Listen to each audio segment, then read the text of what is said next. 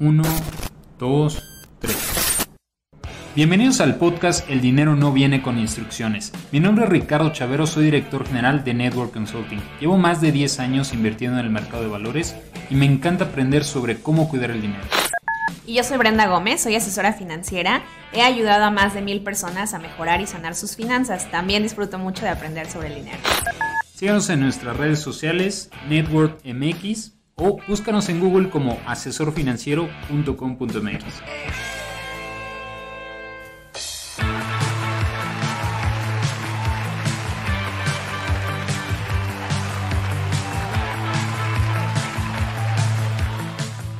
Hola, bienvenidas y bienvenidos a este episodio de El dinero no viene con instrucciones. Hola Ricardo. ¿Qué tal, Brenda? Pues el día de hoy vamos a hablar de la psicología del dinero. Vamos a relacionarlo con un libro que se llama justamente La psicología del dinero de Morgan Housel. Y bueno, básicamente este libro lo que hizo esta persona es como ver qué piensa la gente respecto al dinero y muestra de alguna manera cómo darle sentido a este tema tan importante. Habla también de que pues a veces pues la gente cree, ¿no? El dinero es la felicidad. Pues el dinero como tal no es la felicidad.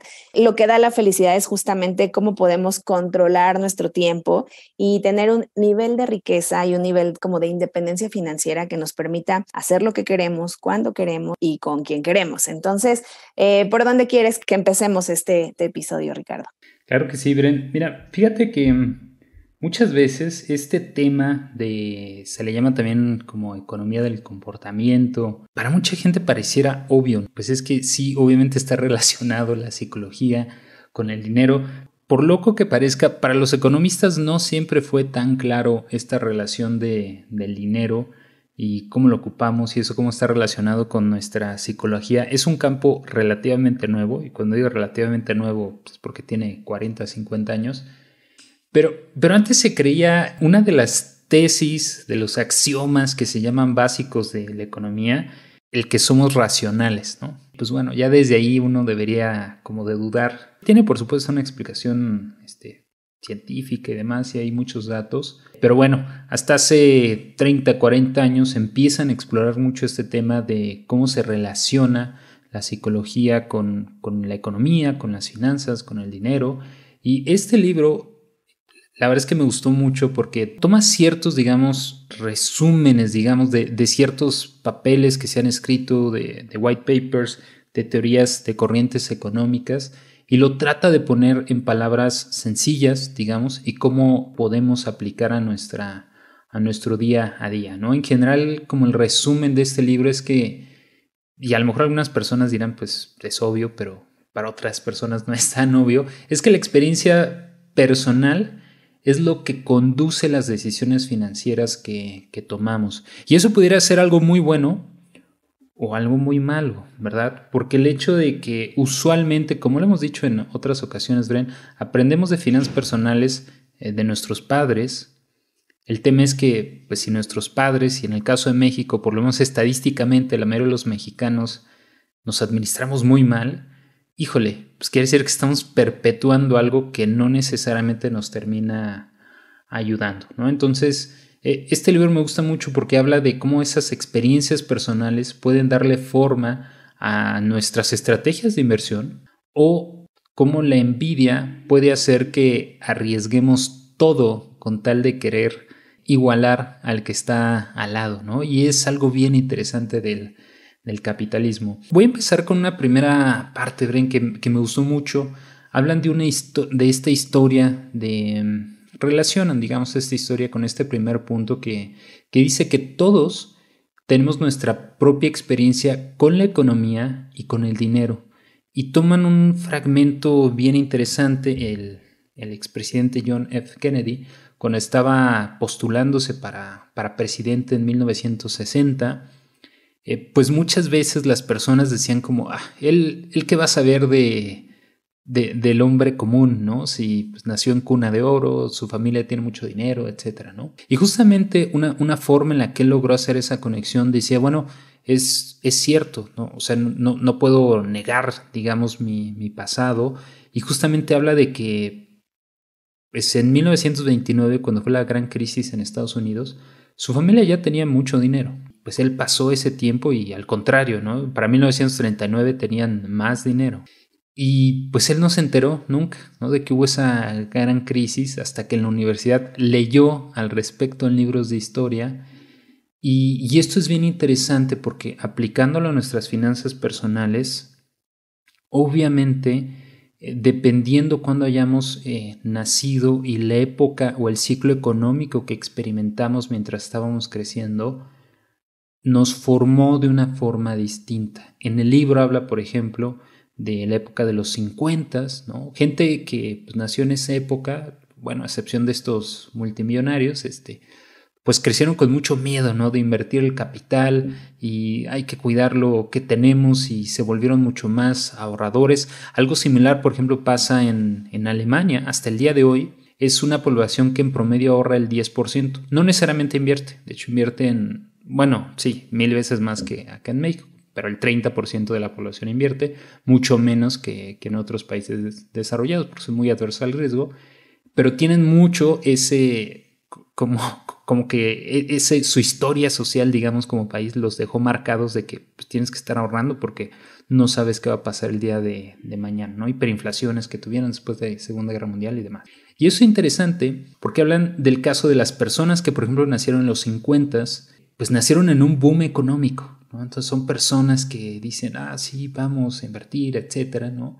Los famosos baby boomers. Es gente que justamente ahorita se está retirando con patrimonios enormes, ¿no? Porque tuvieron esa delicadeza de ir invirtiendo en el mercado de valores programadamente y bueno, ahí hicieron parte del interés compuesto. Pone otro ejemplo, pues digamos, el otro extremo de la balanza, donde dice, bueno, es que en Estados Unidos cerca del 40% de las familias les cuesta mucho trabajo tener $400, 8,000 pesos más o menos, estamos hablando en abril del 2021, como fondo de emergencia, el 40%.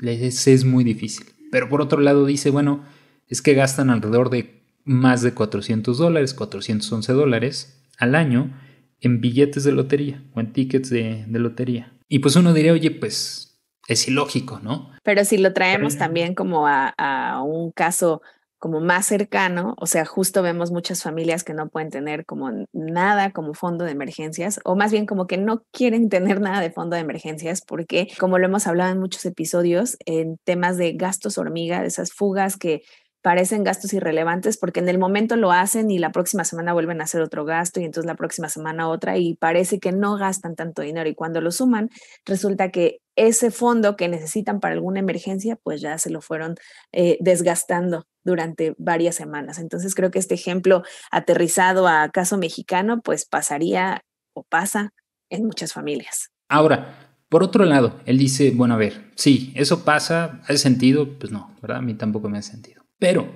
y tiene un punto, ¿no? Dice, pero acuérdense que pues, cada quien tiene su propia experiencia con la economía del dinero. Y dice, sí, pero a ver, es como la única alternativa, o sea, de no tener la posibilidad de tener una vida mejor, a que aunque sea, sí, claro, la posibilidad es remota y casi imposible, pero sigues teniendo esa posibilidad, como que ya cuando lo pones en ese parámetro dices, ok, bueno, hace un poco más de sentido. Claro, a lo mejor yo diría, bueno, pero a ver, espérate. Si esos $411 los invirtieras cada año, después de 25, 30 años, pues igual terminas con una la nota, ¿no? Entonces, hay que tomar en cuenta eso. Si bien nuestras experiencias nos marcan cómo manejamos nuestro dinero, eso se entiende. No quiere decir que esté correcto, ¿no? No quiere decir que, porque es que esas son las experiencias y cómo aprendí yo a tratar el dinero, no quiere decir que sea correcto, no quiere decir que sea lo mejor que podemos hacer para nuestro dinero, ¿no? Y siempre hay que ponerlo eso, creo, en perspectiva. Y justamente dice, bueno, es que esa experiencia personal es lo que determina cómo tomamos decisiones financieras. Y yo me acuerdo mucho, tenemos muchos clientes que les tocó el 94, 95, claro, el mercado de valores estaba creciendo muchísimo, ahí pues podríamos llamar burbuja inflacionaria que terminó, no necesariamente, pero no me quiero meter a tanto detalle, se da el error del 95 y demás, la inflación se dispara, etcétera, el mercado de valores tiene ahí una crisis y entonces justamente las personas que estuvieron en ese momento como que dicen, ya, el mercado de valores nunca más, ¿no? Y veremos más adelante que otro de los puntos que toma es, bueno, es que no es la mejor forma de tomar decisiones si te basas nada más en algo tan específico, ¿no? Como, es que una vez, no, Brenda, ¿qué crees? Una vez me invitaron a un multinivel que era de mercado de valores y ya por eso no quiero invertir en el mercado de valores. Y pues seguramente Brenda diría, pero a ver, espérate, esa era una estafa, ni siquiera el mercado de valores, ¿no? Y justamente lo que nos dicen en este punto de que la experiencia personal conduce cómo tomamos decisiones financieras. Por un ejemplo, en Estados Unidos, oye, pues personas que nacieron en épocas inflacionarias altas, pues lo que están buscando es que su dinero crezca mucho más, ¿no? Entonces siempre van a tener como esa tendencia a invertir en el mercado de valores. Ahora, algo interesante ya bajándolo al caso de México, del 2019 a la fecha, en el 2019 alrededor del 0.35% de la población invertía en el mercado de valores y a raíz de que empieza pandemia, se hace un boom de invertir en mercado de valores, noticias, etcétera, se vuelve como mainstream, vamos a llamarle. De pronto crece la cantidad de cuentas abiertas en este país a casi 1 millón de inversionistas, ¿no? Hasta un poquito más del doble, 0.97, casi el 1%, ¿no? Entonces, obviamente nos da muchísimo gusto, pero justamente esa experiencia personal de los que ahorita son como adultos jóvenes, afortunadamente los va a marcar de por vida. Y entonces ya van a saber que ahí hay algo que se llama mercado de valores, ya van a saber que ahí hay algo, activos alternos, etcétera, y van a tener, digamos, un poquito más esa conciencia.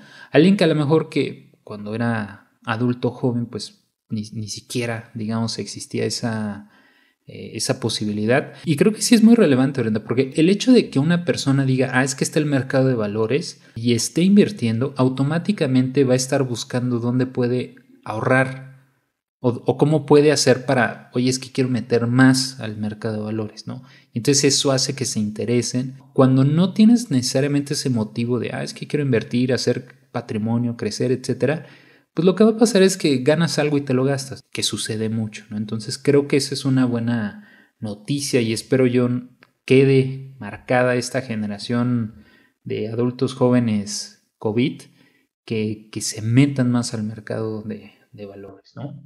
Sí, totalmente estas decisiones son así, tipo del cristal con que se mira, pero lo que pasó o lo que está pasando con esta generación que bien dices, la generación centennial, que ya son personas más informadas e interesadas y también las instituciones financieras creo que han hecho un buen trabajo como en aterrizar y acercarse de manera más simple al mercado, bueno, más bien a la gente. Entonces, creo que esta noticia, además de ponernos felices, pues nos da la esperanza de que más personas en nuestro país van a empezar a descubrir el mercado de valores y eso de verdad cambiaría la realidad financiera, no solo como de una familia, sino de hasta un país completo. Hay otro punto que menciona que dice, oye, es que la suerte juega un papel más importante de lo que uno podría creer. Y empieza hablando de ahí una historia de que, oye, pues el ingreso está más relacionado entre hermanos o hermanas que la altura o el peso, ¿no? Y ahí pone el ejemplo, manda el estudio, etcétera, ¿no? Y de lo que quiero hablar con eso es que en el caso de hermanos o hermanas, pues como que crecieron con muy similares oportunidades, que es pues casi siempre es así, ¿no? Y pues si tienes un hermano o hermana, o hermanos o hermanas, pues usualmente los padres van a querer que tengan las mismas oportunidades. Y el hecho de que tengan esas mismas oportunidades, si bien no necesariamente van a terminar igual, pero cuando habla de este factor de suerte, muchas veces no nos damos cuenta que las personas que se dicen self-made, pero pues nacen ya con cierta cantidad de oportunidades, a las personas que les dijeron, no, tu oportunidades nada más tienes estas dos, ¿no? De eso es de lo que está hablando, de la suerte. Oye, pues tú no decides dónde naces y ya saben, ¿no? Si eres hombre o eres mujer, pues tú eres mujer, entonces tienes menos oportunidades. y el hecho de que la sociedad también te transmita que tienes menos oportunidades, al final del día de eso está hablando en el factor de suerte, ¿no? Oye, alguien que nació, y recuerdo muy bien, lo menciona Warren Buffett en una entrevista, dice, es que a ver, de entrada me saqué la lotería genética por haber nacido en Estados Unidos. 2, en una época, en la época en la que nazco hombre. Entonces a mí me dijeron, mira, el cielo es el límite. Y pues a su hermana no necesariamente. Y entonces ahí es justamente donde habla de este factor que juega la suerte, digamos, en tener éxito financiero. Yo lo pondría desde otra cara de la moneda. Creo que hay que ser conscientes de los privilegios que tenemos.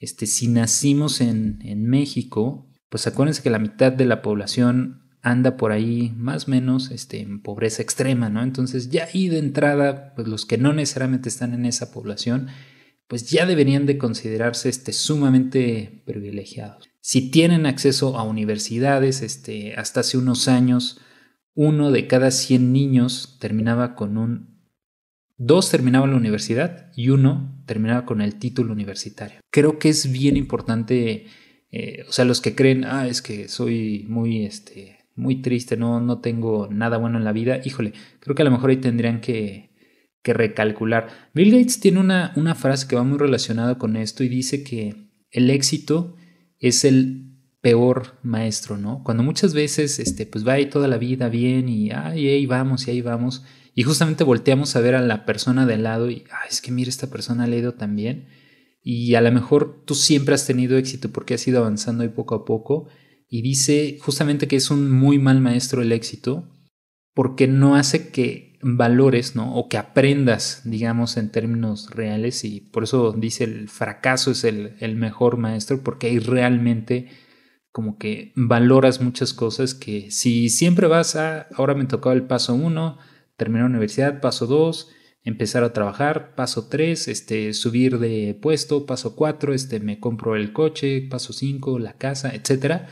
A lo mejor no necesariamente somos capaces de valorar el papel que la suerte jugó en nuestro favor. Creo que es importante siempre tomar en cuenta eso cuando decimos, ¿por qué las personas no son pobres porque quieren, ¿no? Típica frase ahí clasista. Bueno, a ver, espérate, es que pues, no es lo mismo, naces y tienes 100 oportunidades, naces y nada más tienes 2 oportunidades. Hay que tomar en cuenta, creo, hay muchos factores, ¿no? Y es justamente de lo que nos está hablando este libro. Bueno, y ya nada más nota de ese comentario, es como si alguien lo cree que se eche un clavado a estos estudios de movilidad social. Y por algo en México estamos como estamos, ¿no? Siguiente, ya lo mencionábamos, pero él dice algo muy real y dice es que mira, el mismo caso que decimos la persona que en el 94 le fue mal en el mercado de valores y ya por eso cree que el mercado de valores nunca más debe de estar, ¿no? Y justamente lo que dice, mira, enfocarte en casos muy específicos como en lugar de algo más general, la persona que se enfoca en algo más general puede tomar mejores decisiones financieras y va muy de la mano, ¿no? O sea, la persona que en ese momento está invirtiendo en el mercado de valores, pero también estaba invirtiendo en el mercado de bienes raíces, pero también tenía diversificado su portafolio en A, B, C, D, tenía además exposición a moneda extranjera o dólares, etcétera. Tuvo una historia muy distinta en ese año. Aprendió algo muy distinto en ese mismo momento. A la persona que tiene todo su capital en criptos y dice, es que no, eso no es para mí, ¿no? Entonces, justamente de lo que está hablando es el hecho de que tengamos ese conocimiento de diversificar nuestro capital es lo que nos permite tomar mejores decisiones financieras. Si yo nada más conozco una parte de la película, es que yo toda mi vida he invertido en bienes raíces y eso es lo mero bueno. Bueno, pero si es lo único que conoces, ¿cómo estás tan seguro que no hay otra forma de poder diversificar tu capital? Si nada más has invertido en algo, ¿no? Si nada más crees que tener pesos toda la vida, siendo que somos una economía emergente y no diversificar para tener exposición a otra moneda e invertir en otras instituciones fuera de México, te da más seguros, etcétera. Bueno, pues hace que tu visión se quede como trunca, vamos a llamarle, ¿no? Entonces, tener una visión un poco más amplia, que es lo que siempre les decimos, pues Aprende más, búscate esto, busca otro libro, ten otra opinión. Es lo que te permite que puedas tomar mejores decisiones financieras. Hay otro que yo creo, se me hizo la joya de este libro, Bren. Dice famosamente Warren Buffett en una de sus famosas pláticas a inversionistas, que el capitalismo es muy bueno en producir dos cosas, ¿no? En generar riqueza y envidia, ¿no? Y pone el ejemplo de alguien que a lo mejor alguien que gana $60,000 y su vecino gana $500,000. Pues el que gana $500,000 bien feliz, ¿no? Y eso es hasta que se entera que su otro vecino gana $2,000,000. Entonces ya no está feliz con su vida. Y es tan cierto porque eso es parte inherente del capitalismo, ¿no? Pareciera que no, pero la envidia es algo que así funciona, ¿no? Así funciona el capitalismo. Y pone el ejemplo, ahorita no recuerdo el nombre del director general que pone de ejemplo, que oye, pues tenía un sueldo de alrededor de $100,000,000, de los mejores directores generales pagados del mundo, etcétera. Pero el hecho de siempre querer más, ¿no? De decir, pues sí, soy director general, gano $100,000,000, pero pues hay otros que ganan $500,000,000. Y como el querer conseguir ese adicional en una junta de inversionistas, es parte del board de una empresa, ni siquiera de la empresa para la que era director general, ¿no? Sino como una parte del consejo directivo de otra empresa, dan un dato y él corriendo va a avisarle a su corredor de bolsa, oye, pues a ver, vende estas acciones. Obviamente ya después sale a la luz, es insider trading, es ilegal, etcétera, y va a la cárcel. Y a lo mejor en ese momento ganó $20,000,000 cuando tienes un sueldo anual de $100,000,000. Pues es algo muy tonto, ¿no? Decir, oye, pues obviamente lo despiden, va a la cárcel, tiene que pagar multas, prácticamente se tiene que retirar en ese momento porque pues ya nadie va a querer tener relación con él. Y nada más por como querer tener ese adicional.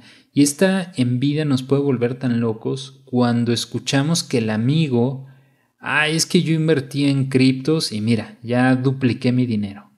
Es que yo invertí en esta cripto, les están llamando en inglés las criptobasura, sería la traducción, ¿no? Es que invertí en esta, o cripto meme, ¿no? En esta cripto meme y pues mira, lo tripliqué en 3 días y ya me salí. El hecho de que tengamos esa visión de, oye, esta persona lo hizo, ¿por qué yo no? Y entonces ahí vamos, para nosotros ya nos tocó en esta analogía que ocupamos de las sillas y la música, pero pues ya se acabó la música cuando nosotros entramos y perdemos ese dinero. Justamente hay que pensar como muy bien las cosas, ¿no? Cuando, es que él ganó tanto. Bueno, acuérdense que pudo haber sido el caso de suerte, ¿no? Puede haber sido la excepción a la regla, y el hecho de que estemos tratando siempre de compararnos no necesariamente es lo correcto, porque todos tenemos situaciones financieras muy distintas, ¿no? Y pues entró en cierto momento, etcétera, ¿no? Entonces creo que este punto es muy, muy relevante, Bren. O sea, a veces nos puede ayudar a tomar buenas decisiones, por supuesto. Oye, es que escuché que todos los del trabajo están deduciendo impuestos. Ok, pues consigue un asesor y ahí que te ayude, ¿no? Ay, es que todos están invirtiendo en esta empresa multinivel y ahí voy, ¿no? Híjole, o sea, creo que hay que tomar muy en cuenta este punto, ¿no? El tema a lo que te puede llevar en un sistema capitalista, el tema de la envidia, creo que es bien relevante. Y realmente como, ¿cuál sería la cura, no? Así como de, bueno, ok, ¿qué hago para así no perderme las ganancias, para no perderme esta oportunidad de que mi dinero crezca? Pues hacerlo. Así como ya hemos hablado en otras ocasiones, conocer del interés compuesto nos va a hacer la gran diferencia. Entonces, si nunca lo he hecho, pues bueno, puedo empezar ya para que no me pierda de estas oportunidades de cuando el mercado de valores crece. Sé que va a tener como este movimiento, esta volatilidad hacia arriba y hacia abajo, pero es parte implícita de participar en el mercado de valores. Entonces, justamente como que podamos tener también un portafolio diversificado, y esa sería como una alternativa para no perderme de todas estas buenas noticias de cuánto creció el mercado de valores y yo no estaba dentro. Fíjate que hay una frase que justamente habla del mercado de valores y lo resume un capítulo como: puedes estar equivocado la mitad del tiempo y aún así hacer una fortuna. Y de lo que está hablando y lo que habla esta frase y relaciona al mercado de valores es: mira, la única forma de tener exposición al mercado de valores es estando en el mercado de valores. Los que están ahora sí que a los lados, ¿no? O en la banca se dice, y nada más andan viendo a ver ahí, tratando de hacer el famoso market timing, que en algún momento creo ya lo platicamos, es prácticamente imposible hacer el famoso market timing. Y hay muchos datos, ¿no? El ejemplo clásico que se ocupa es: mira, pues en los últimos 20 años, si te perdiste los 9 mejores días del mercado de valores, pues ahora tendrías la mitad de rendimiento que alguien que invirtió todo ese tiempo en esos 20 años, ¿no? Entonces, la mejor forma, digamos, de tener esta suerte, por así llamarle, es teniendo exposición al mercado de valores. No, nadie sabe, digamos, nadie puede ver el futuro, ¿no? Está esta frase de que los seres humanos son muy malos para predecir el futuro. Pues sí, justamente somos muy malos, ¿no? Siempre decimos algo y no pasa. Entonces, la mejor forma de tener esta exposición es estando en el mercado de valores. Y ya como último, dice que crear una fortuna es relativamente fácil. Muchas veces saberla conservar es lo difícil. Y de esto podemos ver incontables casos. En el caso de México, más claro es: ¿por qué las empresas que son buenas les cuesta tanto trabajo llegar a la tercera generación, ¿no? Muchas veces la segunda como que ahí todavía le alcanza a librar, ¿no? Pero acá siempre la tercera generación ya no llega, ¿no? Se terminan peleando, vendiendo la empresa, etcétera. Y claro, ejemplos hay muchísimos, ¿no? El caso de los jugadores de americano, que el 87% termina quebrados, ¿no? Porque no saben administrar su capital y demás. Y justamente de lo que está hablando es que, mira, a veces pareciera que es muy difícil. Ya saben ustedes, los que nos escuchan, cómo hacer esa fortuna. Pues nada más es gasta menos de lo que ganas e invierte la diferencia, ¿no? Y con el tiempo, pues mira, ahí se te va a hacer un capital interesante. Ya una vez que lo tienes, pues él dice: mira, muchas veces lo terminamos perdiendo porque no tenemos esa conciencia de saber tener ese capital, ¿no? Y ya nada más para terminar, Bren, quiero retomar el tema de la envidia. Tú lo mencionaste muy bien al inicio, ¿no? Con el tema de que el dinero no es la felicidad, ¿no? Y muchas veces, como yo en algunas ocasiones le he dicho a mis clientes, y es una frase por ahí popular: mira, no es el que más tiene, es el que menos necesita. Entonces muchas veces el que gana mucho, pues qué bueno, pero si nada más necesitas poco y con eso tienes la felicidad, ya te sacaste la lotería, ¿no? Porque entonces vas a tener un patrimonio bien interesante que no se te va a acabar, va a estar, digamos, protegido contra viento, mar y tierra, y además tú eres feliz con lo que tienes. Qué maravilla. O sea, digamos, hay que tomar en cuenta eso. Ya no lo hablaremos ahorita porque es otro tema, pero bueno, creo que es muy relevante, ¿no? Cómo el dinero y cómo nos relacionamos con el dinero. Aunque creo yo, siempre la conclusión, que también hay muchos estudios, dicen: bueno, lo que pasa, no necesariamente el dinero te da la felicidad. Hasta cierto monto pareciera que sí, pero realmente lo que te termina dando la felicidad es que el dinero compra algo que todos, sin importar que seas billonario o no, tenemos limitado, que es tiempo. Entonces muchas veces el dinero nos ayuda a comprar tiempo, a ahorrarnos tiempo en ciertas cosas, y eso sí es lo que te termina dando, y hay muchos estudios que comprueban eso, como la felicidad, ¿no? Decir: bueno, es que tenía antes que hacer A, B, C, D, y entonces ocupé el capital que tengo para ya no tener que hacer eso, y entonces me ahorro tiempo, y ese tiempo lo puedo dedicar a cosas que me gusta hacer, estar con mi familia, etcétera.